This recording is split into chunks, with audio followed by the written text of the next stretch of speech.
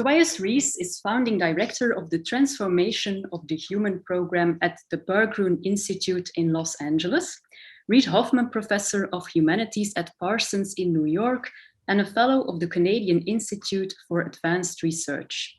He is the author of 3 books, Designs for an Anthropology of the Contemporary, Plastic Reason, and After Ethnos. He has worked with many companies, has served as advisor to North American and European universities on how to reinvent the human sciences, and has collaborated with curators and museums around the world. Professor Rees is a globally recognized expert on contemporary philosophy, art, and technology. His research focuses on how events undermine established way of thinking and doing and transform the previously taken for granted into question no one has answers for. A more detailed biography can be found on our website. So Tobias, how are you? Thank you very much for having me. I'm very well. I'm excited to talk about this. Yes, we are as well. Thank you for joining us. Today we'll approach the subject of artificial intelligence from a philosophical perspective. And let's dive right into that, right? That's right. So we were inspired by your essay in the book Beyond the Uncanny Valley, Being Human in the Age of AI. And we'd like to start our conversation with the topic of intelligence.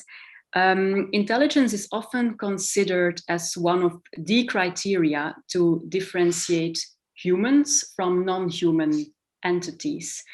Can you share some of your main thoughts on this supposed juxtaposition between human and machine intelligence? Sure. Maybe one good way into this is to say that, you know, the modern notion of of what a human is, of the human, was grounded. First it emerges in the 17th century, and it was grounded in 2 differentiations. On the one hand, humans were said to be more than mere nature, more than animals or plants or rocks. And on the other hand, they were said to be irreducibly different from mere machines, from mechanism. And when you try to ask what was the criterion of differentiation, then it was reason or intelligence. Humans have it and nature doesn't, and machines don't. So that led to, you know, it's easy to sort of think today that, you know, that was not right. But if you actually pause for a moment and you look at, let's say, how universities are structured, there is a university that has a faculty of arts that's about the human, insofar as it's more than just nature or more than machines. So the natural sciences are not good enough to explain the human, and engineering is not good enough to explain the human.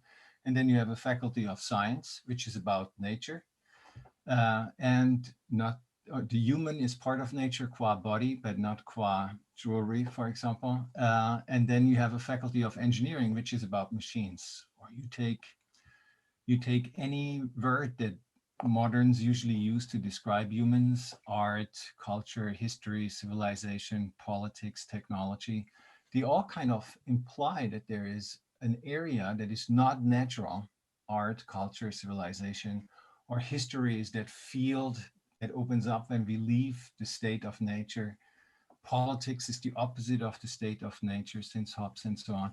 So you recognize, wow, these 2 differentiations, more than nature, other than machine, even though you may not like them, they really structure kind of how we think and talk about the world, or how we experience the world, into human things, natural things, and technical or artificial things.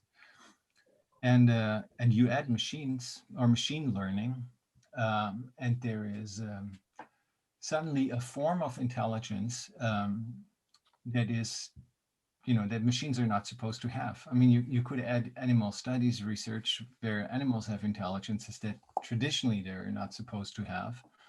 And so intelligence, which was for a long time a human exclusive thing, is transformed into a series with lots of entries where bacteria can have intelligence, where, you know, octopus have intelligence. And then there are also machine intelligences. And what is beautiful is that this series cuts across the old distinction between human nature and technology. So in that sense, the emergence of machine learning or machine intelligence is a huge, extraordinary, like it's a mind-blowing philosophical event, because the sort of the categories that have produced and organized the modern world, they don't hold. They don't hold anymore. And I find that incredibly exciting.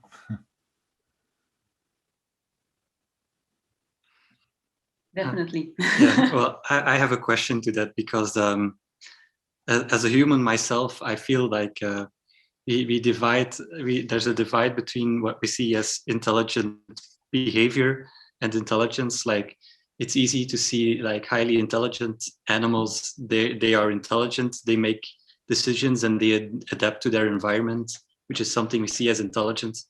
But then there's like simpler forms of like plants and bacteria, and it seems like they have intelligent behavior because it's they behave in a way that's advantageous for them, but it doesn't feel like they made an intelligent decision. Do you think this is why do you think people see a difference between this intelligent behavior or like intelligent design, that there are things in nature that are intelligently designed, and us humans who are intelligent and make intelligent decisions? Yes, very good question. Um,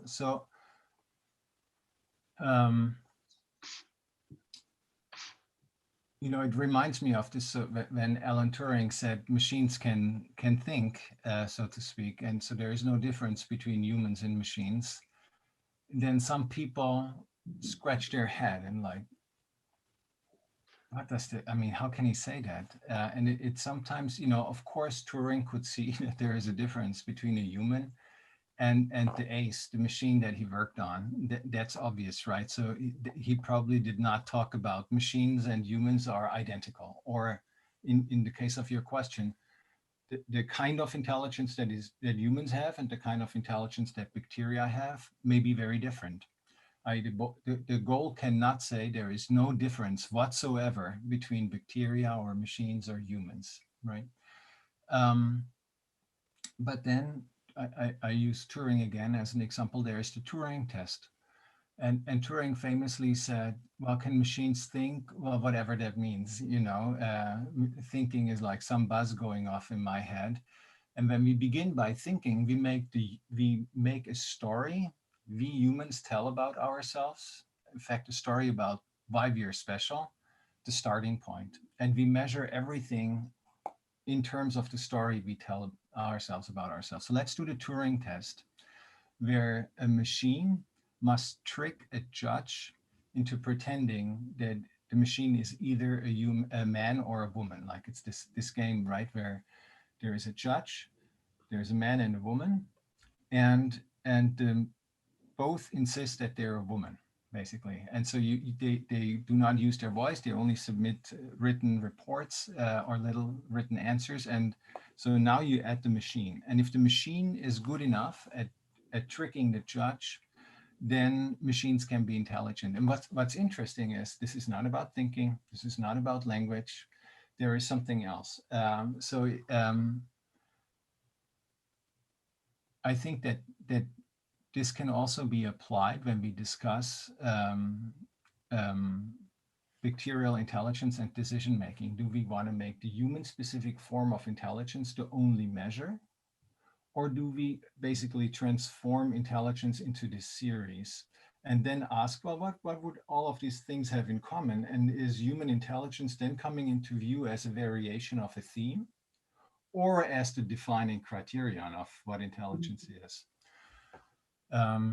And another way of putting this is, if human exceptionalism means the human is on the one side and everything else is on the other, how can you undifferentiate the human from nature and from technology and nature from technology, and sort of build an integrated possibility where humans and machines and bacteria can sort of be physical things among physical things in the physical world, or something like that.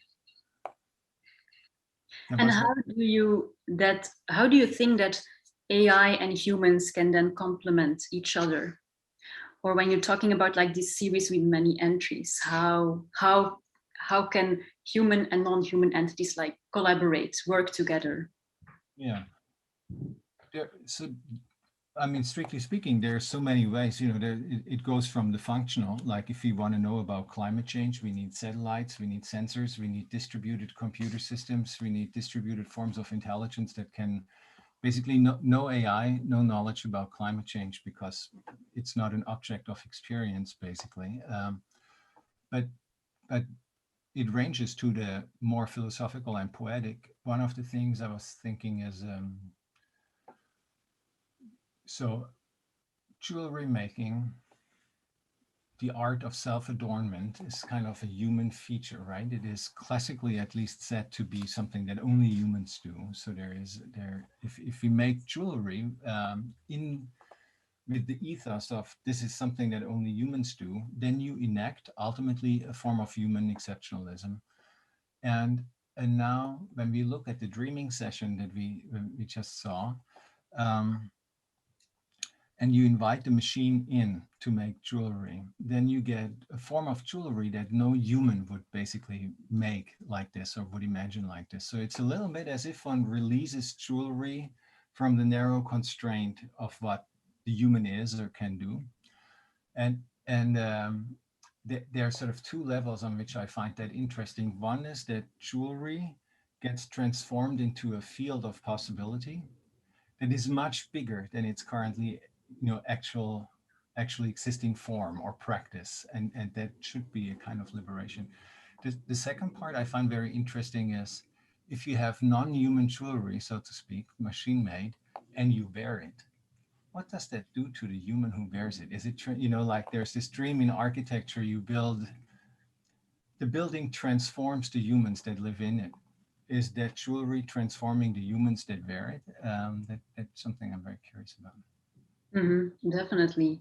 And who will wear it? Yes, me too. And also, like, if AI shifts what it means to be human, like what will that mean for jewelry as well? Since jewelry is so closely linked to the body and to wearability and materiality, all those things. And those foundations get really like challenged or tackled through the project, which is also one of our aims to encourage reflection on those things. Right, I love that. So when you go to a museum and you look at an art installation, you kind of expect that that art installation has some philosophical agency. It will work on you. It will produce a suspense, an invitation to experience yourself or the world differently through this artwork. And can jewelry do that, so to speak? It can. So this is just step one. Can jewelry have a philosophical agency that kind of produces the effect that the artwork produces? And if the jewelry would be made, so let's say it is a dreaming jewelry, i.e. it is produced by a machine learning algorithm, and so it's non-human in that sense, and let's say it is made by a living material. The work of Neri Oxman comes to mind, or of Giulia Tomasello, where it could even be codable, i.e. AI could be built in it, so that the human body, the non-human object produced by a machine learning algorithm, and the sort of living quality of it transforms, like we spoke about a series and undifferentiating human nature and technology from one another. That would be like one of these instances. It's almost as if the human who wears this is enrolled into an effort to produce the world differently. What I mean by this is, if you have jewelry made by machines and if you have jewelry made of living things, then it kind of produces the world ontologically different, by which I mean it is no longer these human things, natural things, technical things, but it is kind of a continuum, and it enrolls the human, like it pulls the human into this. So what new experience of the world, so to speak, could such jewelry produce? It's very avant-garde, but I like the idea of jewelry as an opportunity to transform the human, so to speak, very much. Mm-hmm. Yeah, I also love this idea of like growing jewelry. Yes.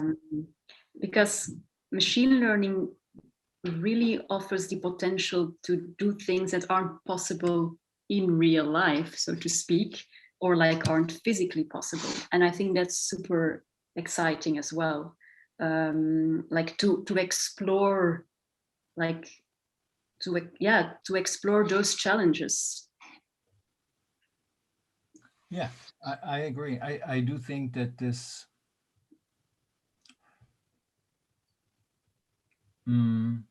it's a little bit as if jewelry making becomes a philosophical laboratory in which we can explore what it could mean to be human today, when the two older differentiations or the two old boundaries of the human nature machine no longer hold. How can you sort of, what new understandings of the human are made possible or are possible right now when these two boundaries no longer work, and how can one explore what is possible through jewelry making with machines and maybe with bacteria, so to speak, or living material. Definitely. Do you think it's like a no coincidence that the way the machines learn is through an algorithm, a set of simple instructions, but through time and process, it can calculate complex behavior and make complex designs? That somehow reflects how we as humans are in a way designed by natural selection, also a process of filtering through generations and mutations. Do you think that's why AI holds a kind of mirror to us, that to look back up at our own being against nature? Like, are those boundaries fuzzy because AI is somehow imitating what nature did before? Good question.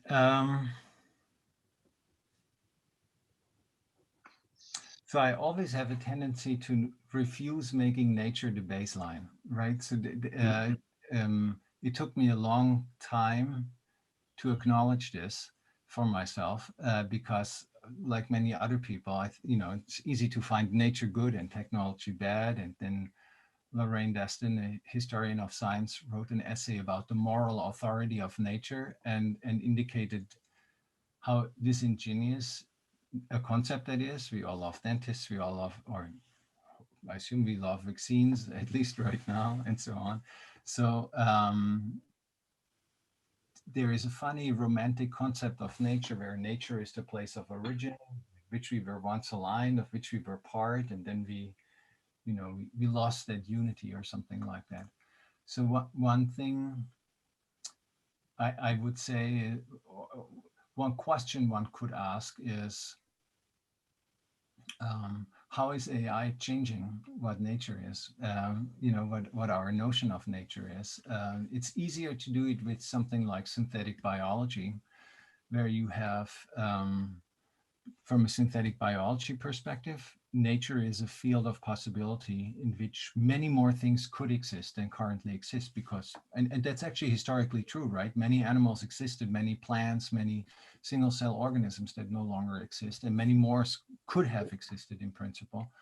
And then synthetic biology is kind of the art of making some of these possibilities real.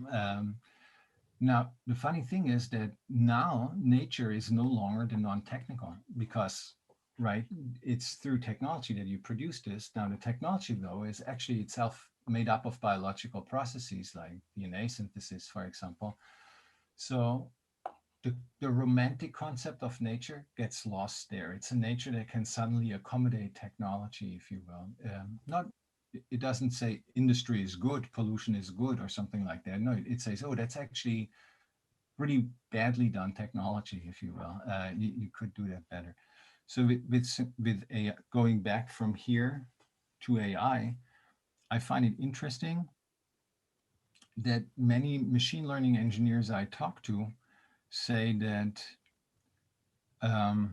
the biggest challenge when they hire postdocs or employees who have to just come from the university where they learned machine learning is that they all think machine learning is math, basically, it's mathematics. But machine learning is actually having a physical basis. Even if the neural nets only exist on a computer hard drive, it's still a kind of a physical reality that is very different from math. And that's kind of fascinating to me because now you have now you're having like this space where building a new intelligence is almost like a kind of experimental embryology of machines. Their machine learning engineering is a kind of naturalist practice, so to speak, as if right, as if these machines, as if machine learning would be the effort to help machine organisms to find their own form, like to assist them in their coming into existence. And that's something I find very, I mean, I tend to find that very beautiful. uh, it is a big challenge to do this with engineers because it means that you have to change the intent of engineering. It's like not, here is, provocative man, the engineer, he has a vision, he works out a plan, and then he executes. No, it's much more experimental. It's like an artistic naturalist practice of, and you build a robot, you can build it as an industrial machine with a staccato movement where every line of code is like one movement. Or you can try to build it in terms of a physical or organic intelligence. And then what a machine is and what it means to engineer is really very different from what it was before. And what fields and disciplines do you think that should be brought together to then create these intelligences or the machines? I've heard machine learning engineers, artists. Yeah, I mean, what we are trying to build at the Berkman Institute, we call it PART, which stands for philosophy, art, and technology. But we use the phrase philosophy or art, but also technology in a very loose, non-disciplinary sense. We can all be philosophers. You can also be artists, and so if you take this serious, that machine learning is a philosophical event because it undermines the old distinction of human nature and human machine, then how can you successfully practice machine learning without having someone who is philosophically educated there? It's like if you know that one of the stakes of what you're doing is kind of inventing a new ontological order or the possibility of a new experience of the world, then you want philosophers there. And I can extend this. Uber, Airbnb, Google, DeepMind, Facebook, they all had reality effects. They changed things in the world. Facebook has changed how we communicate, with whom we communicate, what we communicate. But clearly these reality effects were not part of the original setup or design of Facebook. But in my experience, if you have only philosophers there, that doesn't work so well because philosophy is discourse and engineering is doing. It's not that one is more intellectually inclined than the other. Engineers are very intellectually inclined, but the expression of it is very different. And so we found that if you have philosophy, art, and technology, then it works because the artist, so for me, art is kind of a form of philosophical inquiry. So the artist can talk to the philosopher, but the artist does his philosophical inquiry in practical manner. They build something, and so that makes it possible to talk to the engineer. And while you traditionally have some artists working with some philosophers, or you have some artists working with some technologists, you rarely have P plus A plus T or part as a new kind of practice. So I think jewelry making with machines could be a perfect place for that, right? So if you do make jewelry with machines, but also with living materials, for example. That's very clearly a philosophical exploration of what could be after the modern concept of the human. But it's also very practical doing something. You have an artist there, you have a machine learning engineer there, and so you have this like full spectrum of philosophy, art, and technology. I think that this is this kind of practice part might be, it's for me important on so many levels. Electrical vehicles are kind of inventing a post-carbon vocabulary, if it goes well, at least. Imagine perfume making. We have a project with Annika Yi and her fragrance line, and the idea of molecules and olfaction as active ingredients, like of participating in the world, or the perfume enrolls you in the world in a certain way. Or jewelry making, or making actual technical products with companies. I think that this philosophical exploration in artistic terms is maybe what the world needs right now. It's super exciting. Yeah, for me too. Definitely. Thanks for saying that. Yeah. Do you think by this project we used images from different jewelry artists and we let the model learn from them? Would you consider what's coming out of it as something new, detached from what it used to be that was envisioned before? Is it something new, or is it like some people would say, well, it's just a mashup of other people? The machine didn't do anything creative, or it didn't do anything intelligent. Yeah. So yes, I do think it's something new.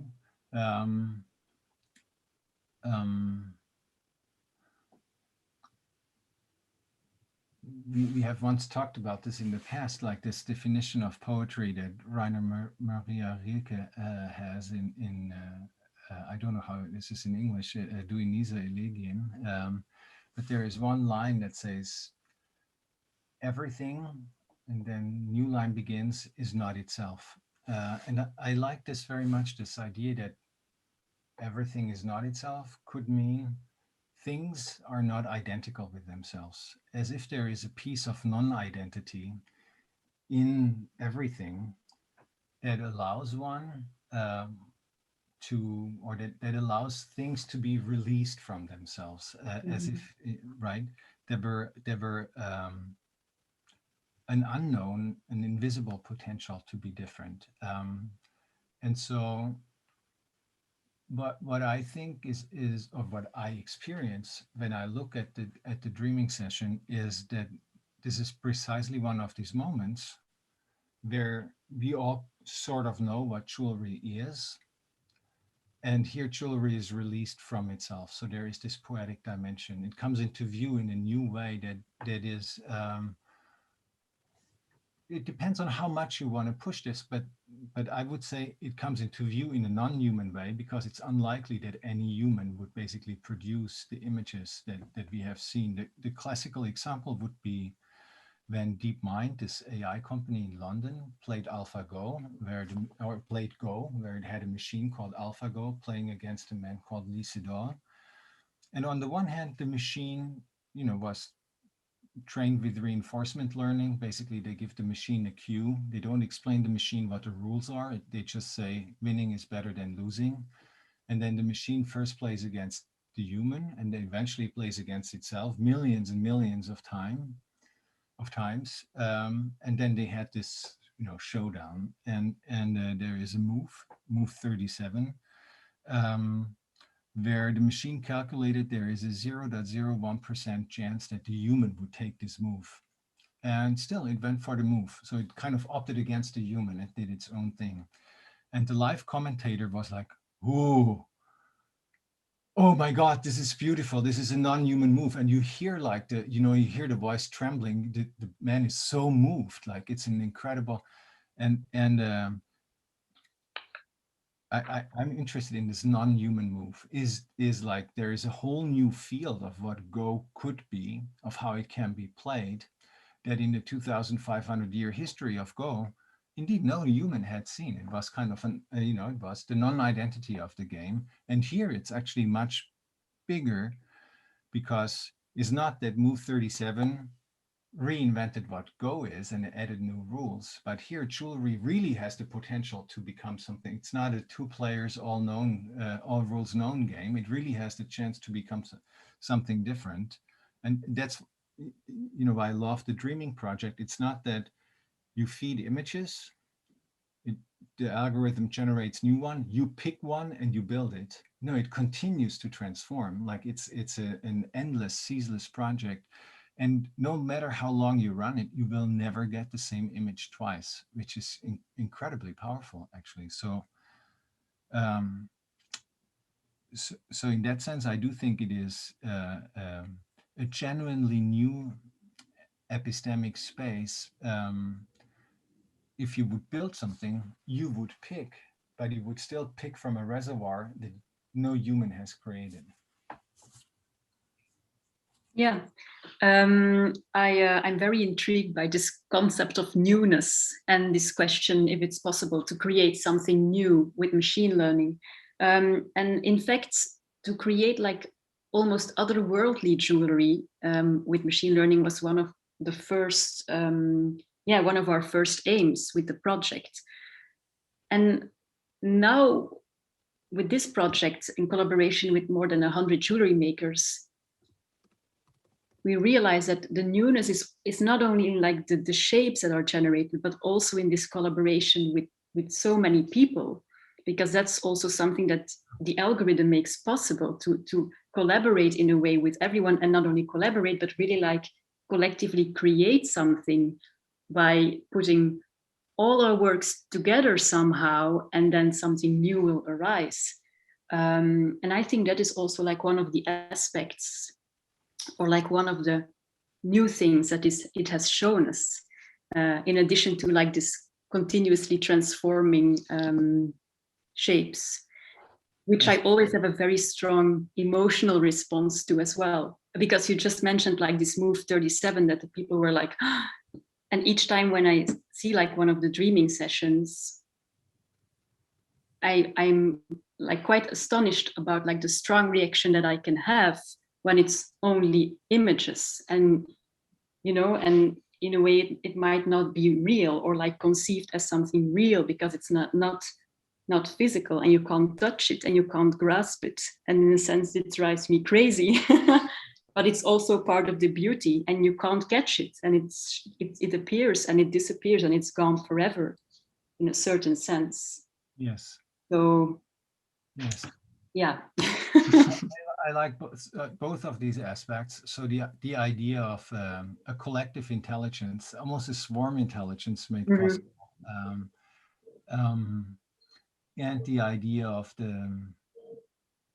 there is this book by Gilles Deleuze and Félix Guattari, Qu'est-ce que la philosophie, or What is Philosophy? And they say, what is philosophy? Well, it's making concepts, to basically study and understand something and then coin a concept that captures that. But then they say, but philosophical concepts are always new. Now, what could that mean? Well, it could mean that you always have to be cutting edge, like at the latest step. And I think that's not what they mean. I think what they mean is, if you have one of these poetic moments where something is released from itself and there is an irreducible openness, like exactly, when you can never fix the dreaming into one object. It's like ceaselessly changing. And yet imagine you could capture a concept, you could capture this ceaseless becoming in one concept. Then this concept would inevitably be always new. So how can you have something that is in a philosophical sense, not in a neoliberal sense where you capitalize on the new, but in a philosophical or poetic sense, something that is always new, in a sense that you can never quite capture it or fix it or make it stand still or something like that. I like that a lot. Yeah. And this is also something that we discussed a bit before, but there is of course also this paradox, because we feed it with everything that like already exists, with existing images of existing physical works, and yet we hope that it will produce something new. Is that even possible? Like, is new than something that is rather happening in like how something is done, and a sort of remix of things, or a sort of blend of things, rather than like a blank slate creating something out of nothing? Yeah, so it's kind of interesting to spend some time on that question philosophically and in terms of engineering, I think. So philosophically, you could ask, is there ever something genuinely new? Like when humans make jewelry, they work in the tradition of jewelry making. That tradition of jewelry making has kind of defined the space of possibility for jewelry making. There are certain materials that are used for jewelry making, etc. So the space of possibility is always constrained, also for humans. And so when you have an idea, it's always an idea with respect to something that already existed. It's easy to think what humans do is completely and absolutely new, and what machines can do is constrained. No, what humans can do and imagine is constrained too. So that cannot be the criterion. And then like the meshedness, or this idea that you feed 1,000 images, like in your case, to a neural network, and then you let the neural network generate. Is the space of possibility that the neural network has available not conditioned by the 1,000 images that humans made, and hence it is ultimately conditioned by things human, so to speak. It cannot actually go beyond the epistemic space of the human. And I would say that this may have been true for a more classical AI that is not machine learning, but with machine learning, it is quite different. Why? Well, let's say you have 1,000 layers in the neural network or more. You have one input layer, and then lots of layers in between, and one output layer. And what is now happening in between these layers is not that they sort of mesh these images and then spill out variants of what you already put in, is that the images are broken down into pixels, into little shapes, into little forms that are then sort of recombined. What happens on which layer of these 1,000 or thousands of layers, we don't know. And so it's kind of recomposing the visually possible on the level of pixels. And in that sense, it is almost humans feed it. The machine learning algorithm dehumanizes it, basically by breaking it down into something that is not human specific pixels, and then builds a new visual possibility that is profoundly non-human. And so in that sense, the machines are not programmed, right? This is something that many people, I think, don't know about deep learning or about machine learning. The classical concept of AI was that you have some form of input, you have some form of planning, like the human writes a model for what the machine will do, a plan. So usually these are planning stacks or control software. And then you have an output that is always fully predictable by the model. So what the machine will do, the AI machine, is completely reducible to the intent of the engineer. In machine learning, you don't have this planning, you don't have the model, you have the input and you have the output. And what happens in between, the deeper the neural network is, i.e. the more layers or hidden layers, one sometimes says they're hidden because it's not on the outside of the input, it's not visible because there's only the input and the output that are visible, and what's in between is invisible, so hidden layers. The more such hidden layers there are, the more impossible it becomes for humans to logically comprehend what's happening on the inside of the neural network. It's basically so mathematically complex that it's beyond human logical capacity to understand it, which has its own beauty because it's a genuine non-human form of intelligence.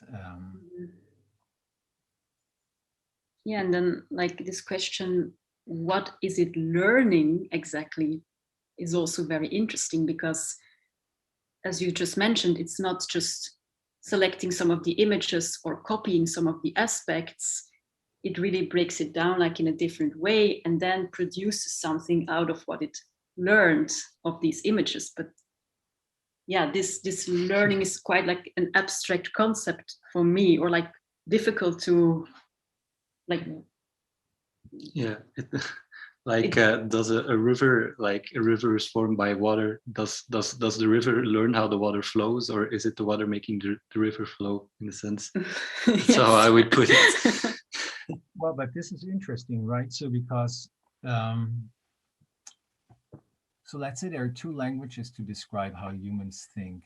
There is this sort of language of mind, consciousness, intentionality that we're comfortable with. I did this because I chose this, I thought about this, and I want this, and it's meaningful to me.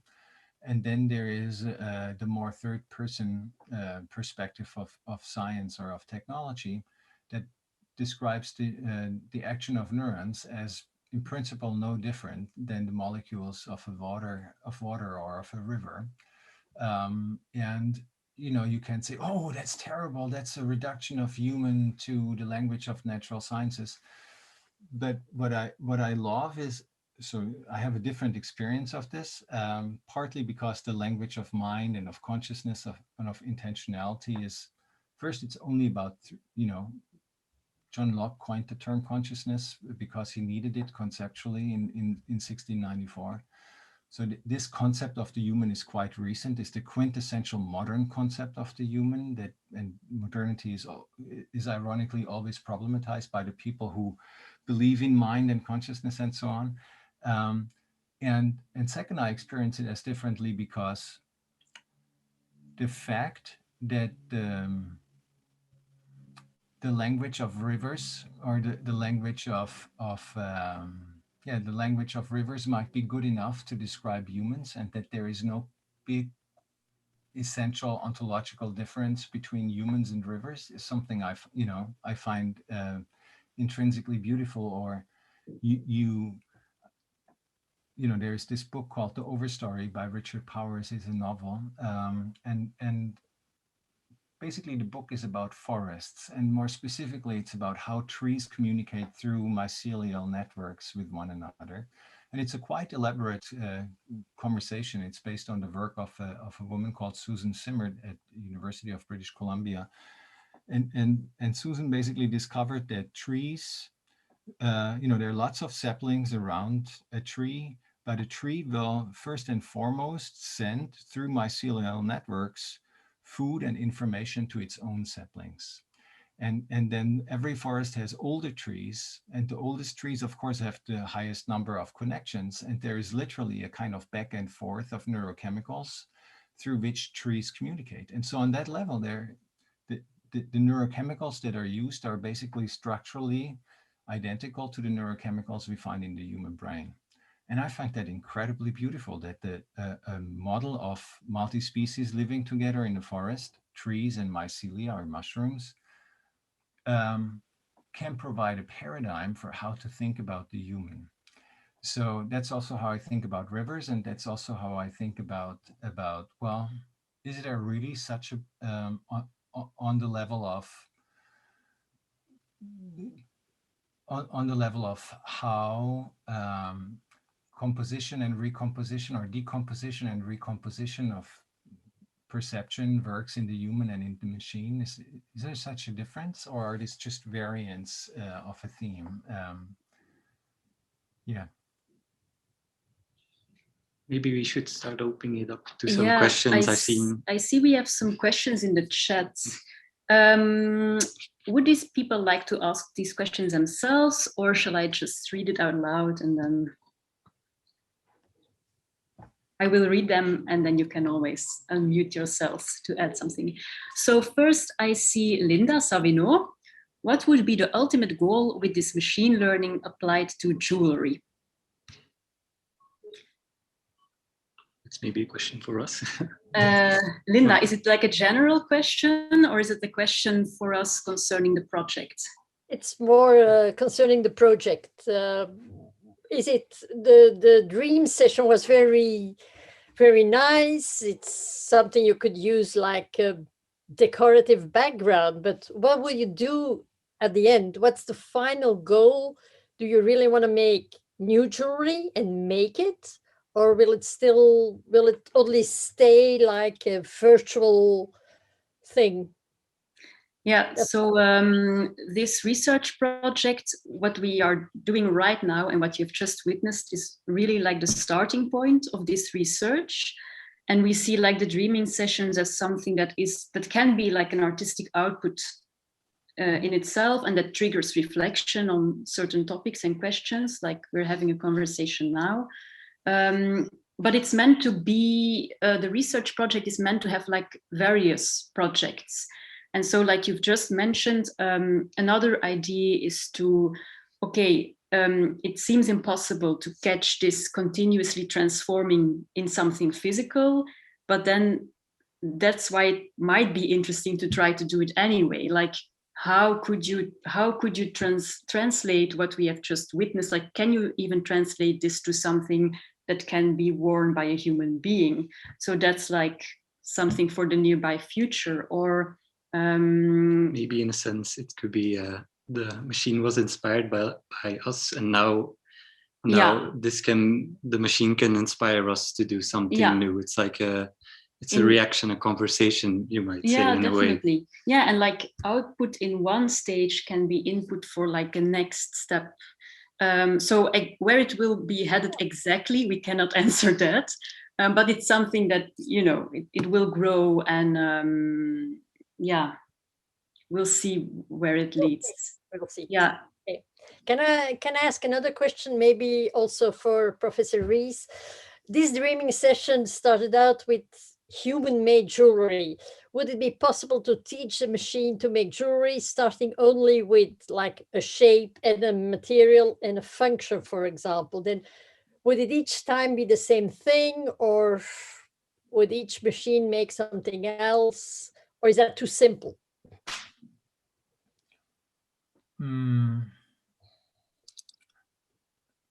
So I think, yes, you could do that, and it's not too simple. I would not always be the same.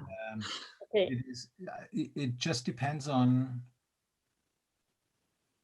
yeah, I guess it depends on the algorithm, if you will, and what you tell the machine to do with the data that you put in and what you let it spill out. Because if you give to like 5 different people, say, make something out of paper, it has to be round and it has to be a necklace. 5 people will make something totally different. What about the machine? That's a very simple thing that you feed it. I like that question, because, you know, one way of thinking about this is what the humans will make will be very different. Like what each human makes will be very different from what the other humans make, but maybe the degree of difference would be much higher for machines than for humans. So you could possibly discover that the human is much more constrained than we usually think.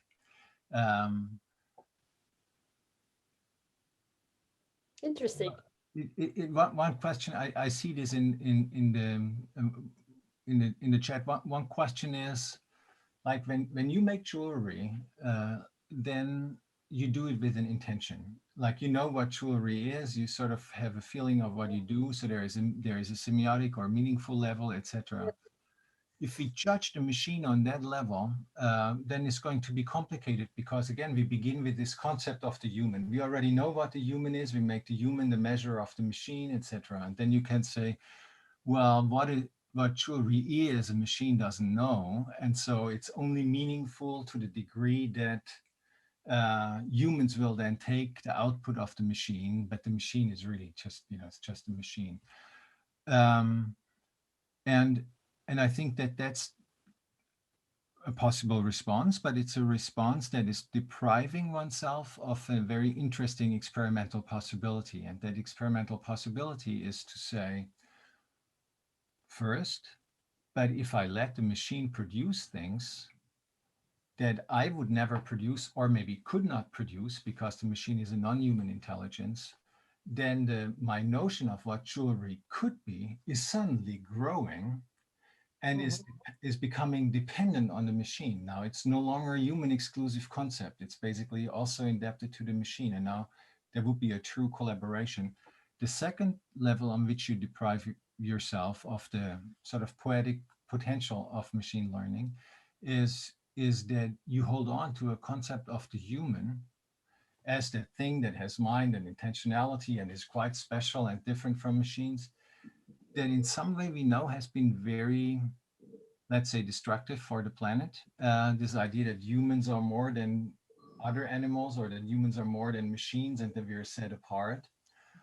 And you lose the opportunity to not only rethink jewelry from the perspective of from the space of possibility provided by the machine, but also to rethink what it could be human from like within that space of possibility that the machine offers you. And I think that would be self-deprivation. Good, good. Thank you. Something to think about this night. I see that Paola Tognazzi placed a few questions in the chat. Paola, would you like to join us for a minute, or shall I read these questions? I don't hear anything, so I will start. Oh, but I also see Agnieszka raised her hand. Oh, okay. I will first start with Paola's question. Is that okay? Okay. So, is a mesh of other person's work something new and intelligent? That's an important question. What's the idea programmed in the machine to choose how to mesh? Is it like a, yeah, I don't know. It can be like a general question, but you go first. I come from a music background, and like a very central part that a lot of electronic music culture embraces is that like you're always building on other people's ideas. You always use elements of other people's music, and just by doing that and recombining, you have so much new music. So like just mashing, in a sense, for me can be a very creative act in and of itself, even though I think it's a rude way to a crude way to describe maybe what the machine is doing, if that explains. I wonder, I think she just said in the chat, like, I don't know if you hear me, so maybe she's figuring out her mic.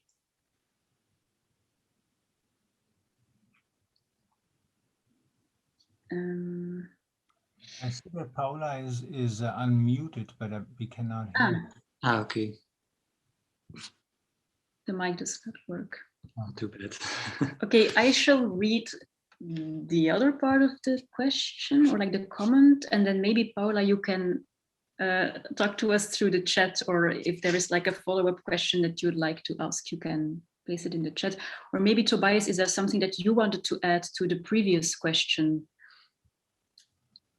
I think that, you know, so this question of mesh or is there something truly intelligent or new is something I tried to answer in the previous question. Yes. And I agree that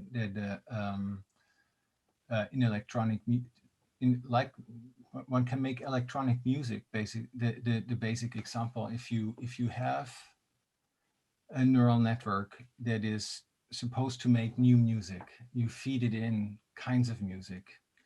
And what does it then do? It does not take the melody and rearranges the melody. It breaks down the music into sounds, into phonemes of music, if you will, and it recomposes the possibility of music and produces something new or different. in that sense, the space of possibility provided by the physics of sound is the only constraint for the machine. I think what is surprising about how machines produce music or visuals is that they're blissfully unaware of the constraints of tradition within which we humans tend to make things. So the space of possibility is actually bigger than, than we usually assume. So these machines are not programmed in any way, like no one tells them what to do or how to behave. That's the difference between machine learning, where the machine learns by breaking something down into components and we don't quite know which ones, and then it explores how to recompose. And a classical computer program, or a classical, sometimes called good old-fashioned AI, which is fully programmed, and there the machine can never do anything that the human engineer did not intend it to do. And if it still does something else, it's a failure or a mistake of the engineering. But machine learning is very different on that level.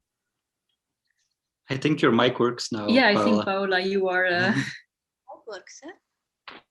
Yes, we can hear you. No, because I'm really interested in in what he was saying just now.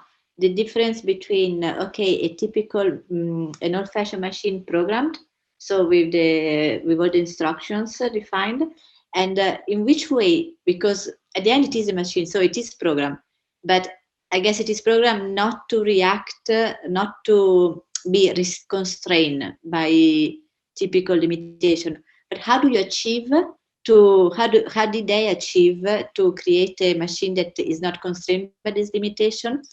And then back to what Linda's the question, because she made I had the same example, no?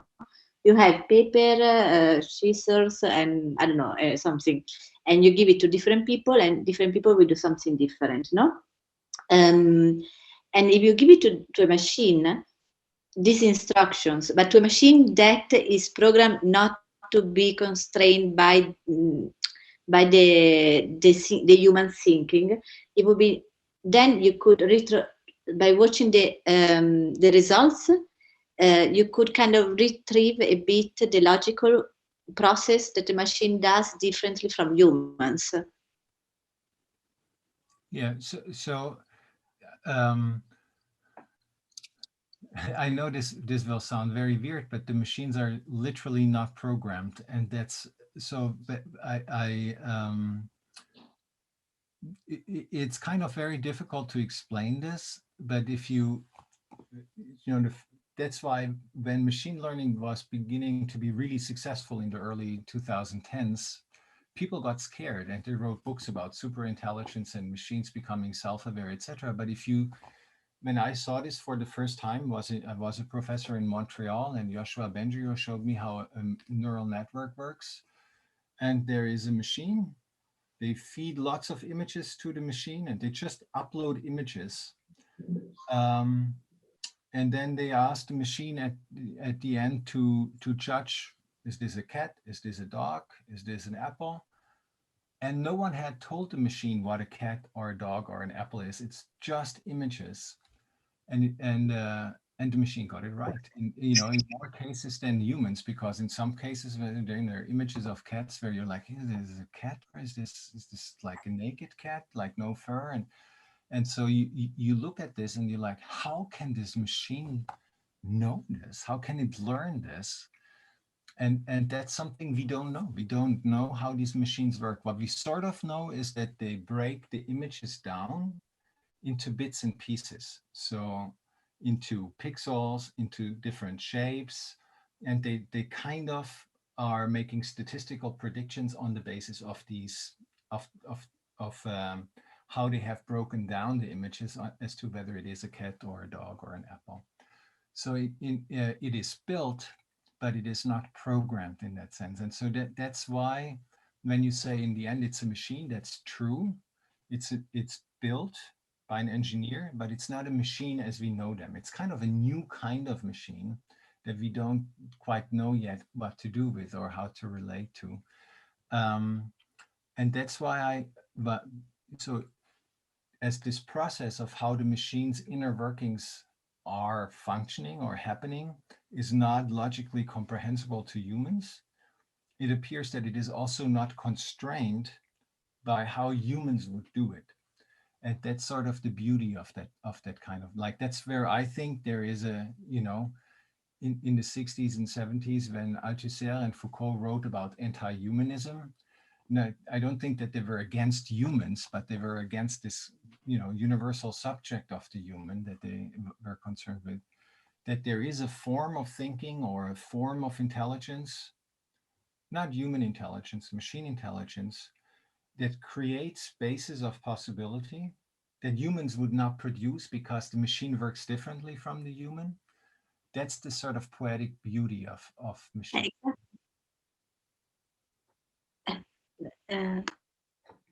Exactly. And the question is, can you hear me? Yes. Yes. The question is, can we learn? Like, it's not so much the machine. Can we learn from the machine, from this machine? Because that's the beauty. Like, because it kind of what I don't know your name. The guy was saying that some people say that mashing a lot of pictures together doesn't create anything new, which in a way it is true if we take it from a plagiarizing point of view, because today we see so many copies, etc., etc. In the music business, it's really like it happens a lot. But from a machine point of view, that is, it has no constraint and it has this different way of thinking. How can we? Is it possible to, so that we can learn from not she? For me, is a lady, not her learning from us, but we learning from the machine. Yes, I think that's possible. Yes. Greg is his name. He can answer better. Yes.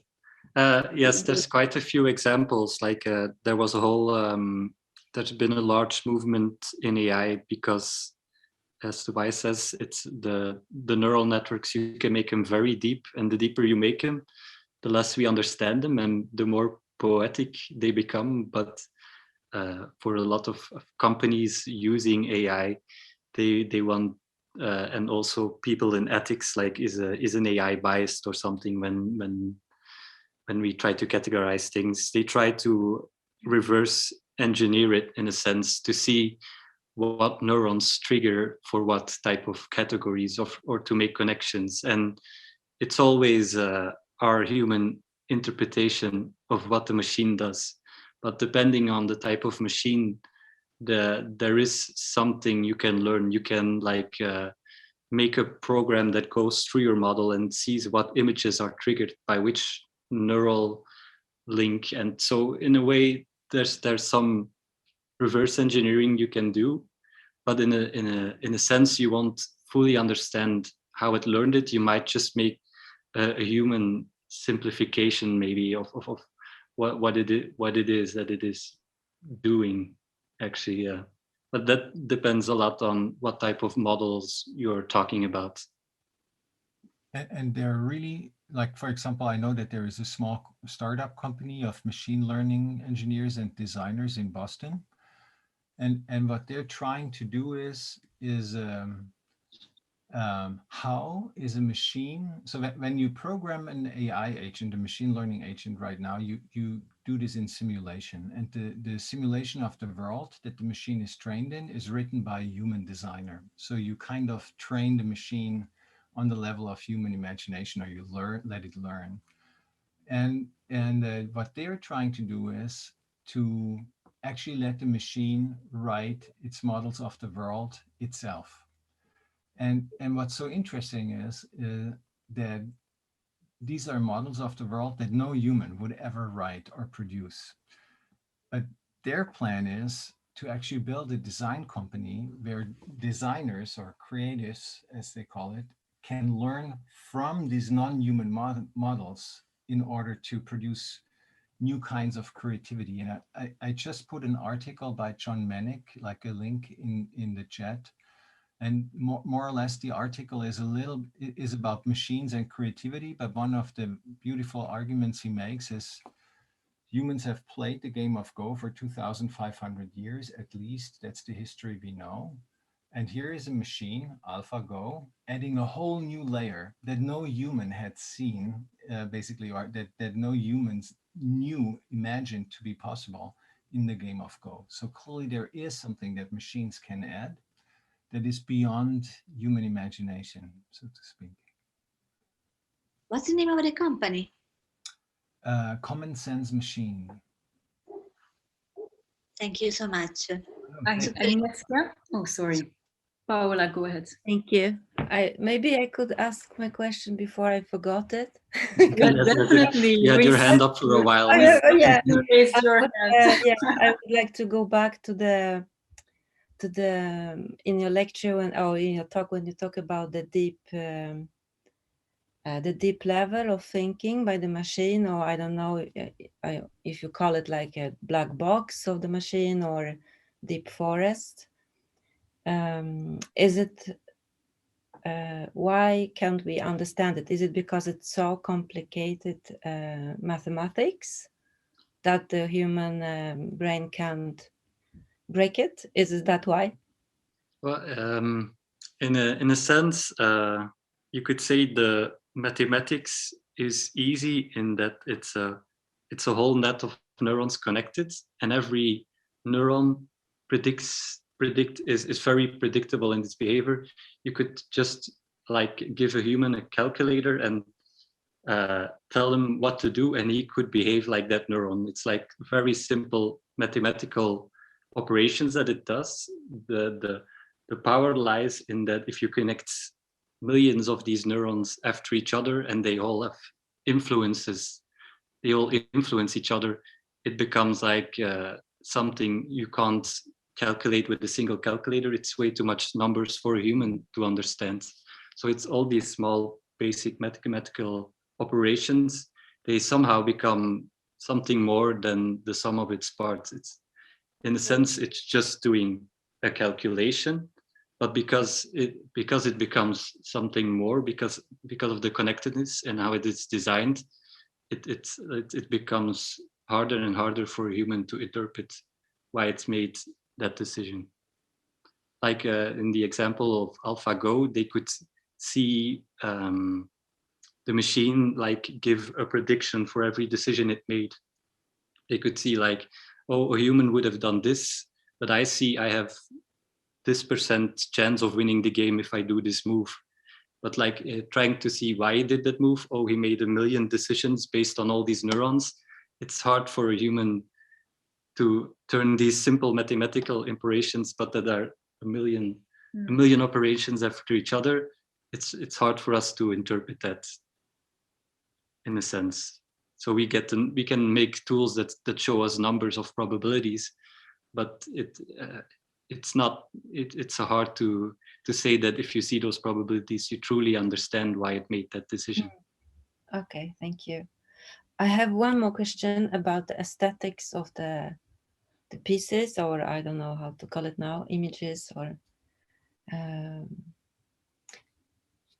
only saw the first session, but I have some kind of feeling of that it looks in a certain way. It's smooth, and it's maybe I don't have a vocabulary yet, or it's poetic, but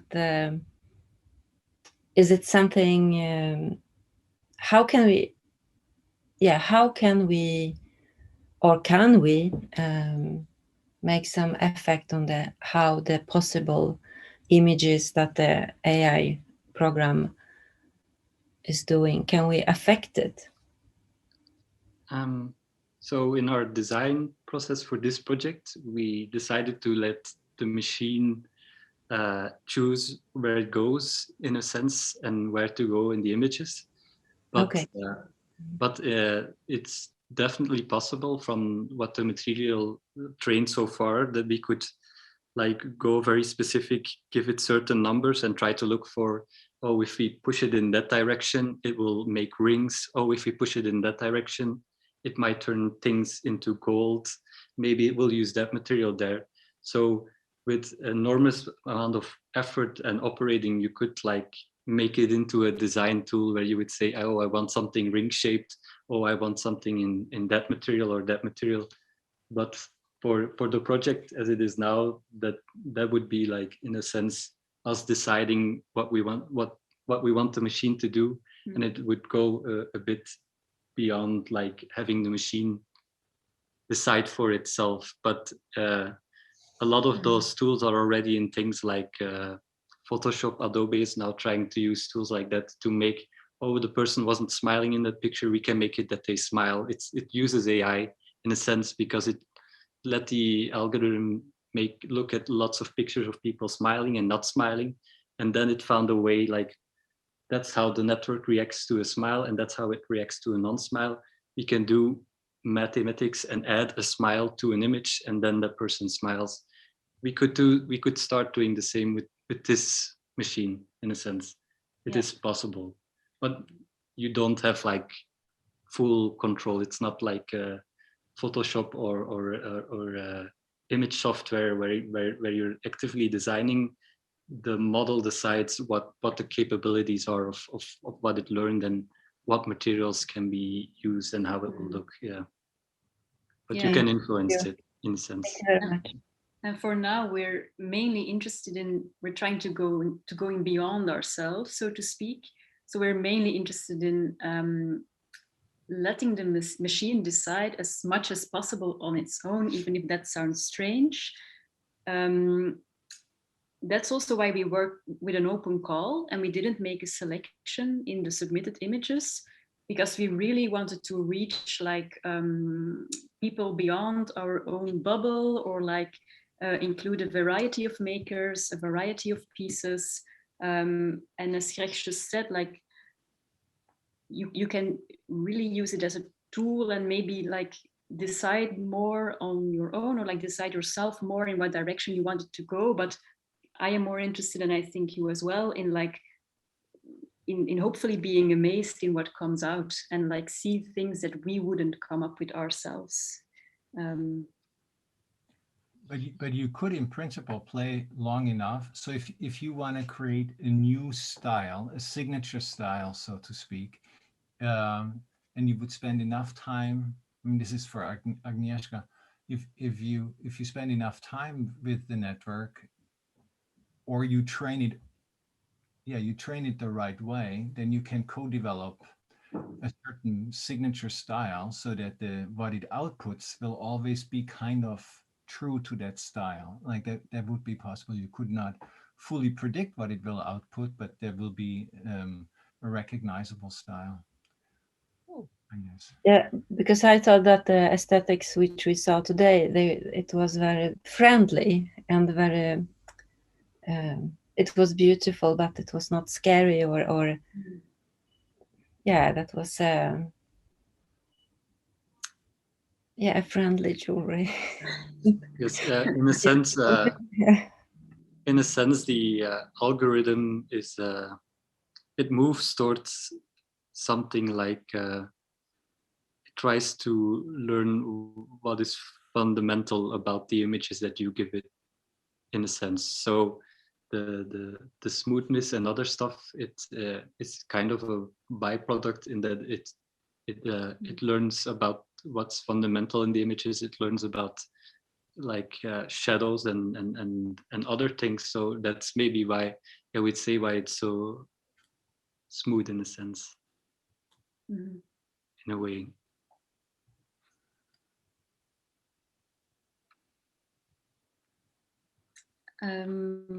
Okay, if you're okay with that, I will move on to our next, it's rather a comment before we're going over time, but Anna Margarita placed something in the chat as well.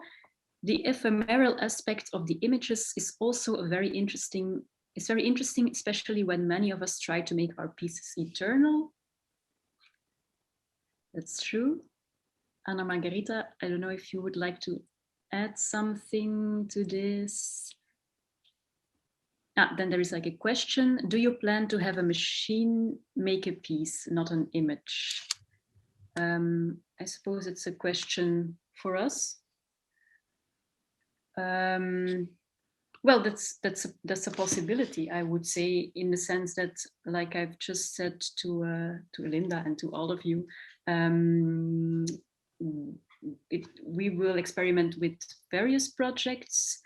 We haven't exactly planned something a project in which a machine will make a material piece, which I think is what you mean. But of course it can be, because of course it can be interesting to develop this idea of, in a way, almost like automation further through various sort of machines, or like various intelligent systems. Is there something that you would like to add to that question, or? Well, the more physical side of jewelry is more your side of the project, I would say. Yeah, but I think that in any case, in all the future projects that we'll do, like this challenging what jewelry is will be one of the main interests. Like if it will be a physical piece, then there will, yeah, I'm sure, I don't know, we'll try to challenge it in that way as well. So we'll see where it goes. We'll keep you posted. Just one more thing about that. Hey. Because, I'm here. I'm just wonderful.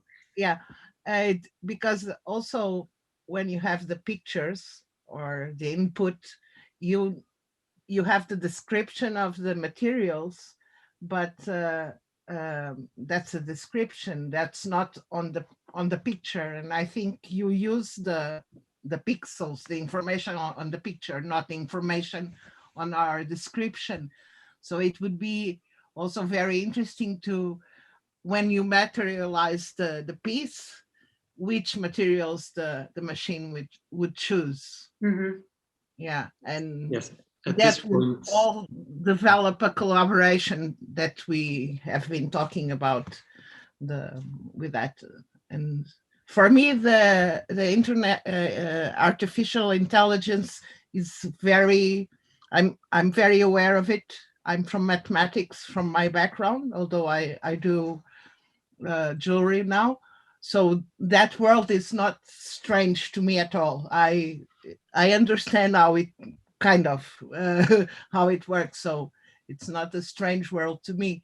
But so that's why I was asking about the future and now, and not really how it works. So yeah, thank you. It's been very interesting to hear you all. Thank you. Thank you. I know that Tobias has to leave in 5 minutes, so we have to wrap it up. I see that Karine Terblanche asks if she can ask something. I'm not sure, Tobias, if there is like 2 minutes left for a question, or yes. Okay, this is like the final question. You guys can continue. Of course you can continue. I'm single dad and I have to make lunch during school. We fully understand. We are already like over time, but you know how it goes with interesting conversations. Karine, are you here? Yes, can you hear me? Yes, we can hear Hello. you. Yes, I really enjoyed the dreaming sessions. It's maybe more a question for you. I just thought it's so meditative to watch it. And I think the interesting thing is every designer will see different possibilities while looking at this dreaming session, and it will inspire us in different ways. But my actual question is, why is it that it seems to go through the image just repeats itself in a way, even though it's not exactly the same? Sometimes it looks like a specific type of ring, and then it will go through like a box shape, and then it will go at some point get back to this box shape. Is that coincidental? Or? Yeah, you can.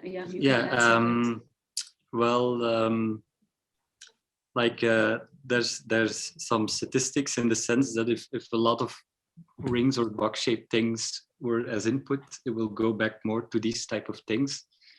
But in the dreaming sessions, we let the machine decide for itself where it wants to go. So we don't know what it would have done today. In a sense, it could have stuck around the same three types of images if it wanted to, but all the tests, it was quite different every time. So In a sense, it's a coincidence if it goes through the very light images in repetition, I would say. Yeah, and it's also because it's like try to imagine that it's moving through this 512 dimensional space, and then it gets near a place it was before, then it might seem similar, right? Because that's also what Karim means, that like some of the shapes, they look similar, but it's not exactly the same. So yeah. Yes, thank you. That answers my question. Okay, thank you so much. We have to wrap it up here. I will do a little outro to say thanks and byes. Would like to thank you, first of all, Tobias, for being here with us today and for your many inspiring and exciting ideas.